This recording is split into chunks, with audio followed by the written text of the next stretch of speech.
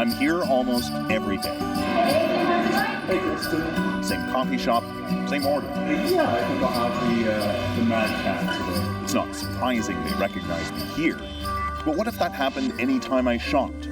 Anyway, all you'd need to make that happen is a camera and the right algorithm. So where are we here? Philadelphia. So this is people walking into a grocery store. These aren't your average surveillance cameras. These shoppers don't know it, but a computer is scanning their faces and comparing their features to those of known shoplifters.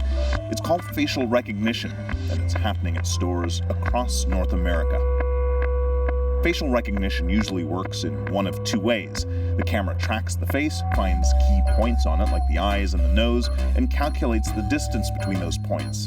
The other method analyzes different regions on the face, compares contours and textures, essentially turning the face into a unique topographical map.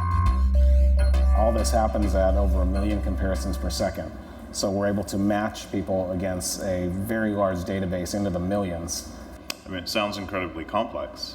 It is, and it wouldn't be possible without today's computing power. Once my photo and identity have been uploaded, the camera is able to track my face. Just by walking by, your presence has already been recorded by the system. And identify me whenever and wherever I appear. Great. There you go.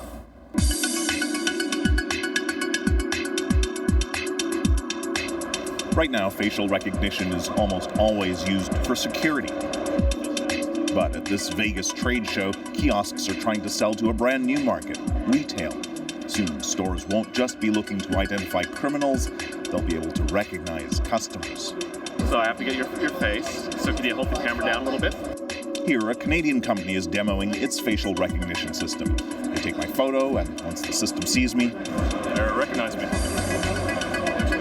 Companies use this to analyze shoppers' behavior, where they go, what grabs their attention. It lets them understand the demographics of the shopper, the dwell time of the shopper.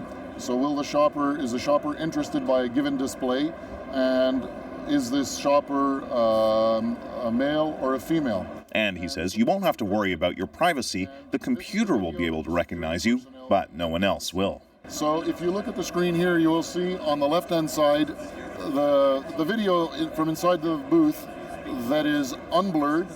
And on the right-hand side, you see that it's blurred. That blurred side, that's what the people who are reviewing the footage will see. Is this being used right now? Yes. Research in the UK suggests 30% of retail stores are experimenting with facial recognition. Privacy advocates like Jeffrey White say that's probably true in Canada as well. And the problem is, your face is almost always being scanned without your knowledge. I think if Canadians were aware that it is a common practice, it's becoming a common practice, I think there would be some concerns.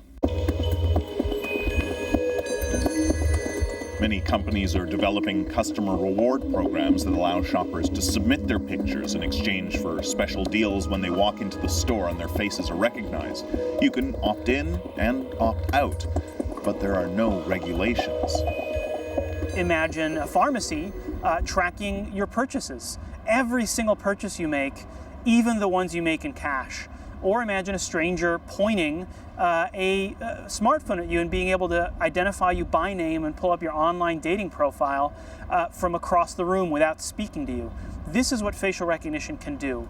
During talks to set voluntary rules for facial recognition, Bedoya tried to convince the U.S. Department of Commerce that companies shouldn't be allowed to use this technology on you without your permission. And not a single company or industry association that was part of these negotiations would accept that simple request. Instead, they all denied it. They all refused to accept it. And I think that's just beyond the pale.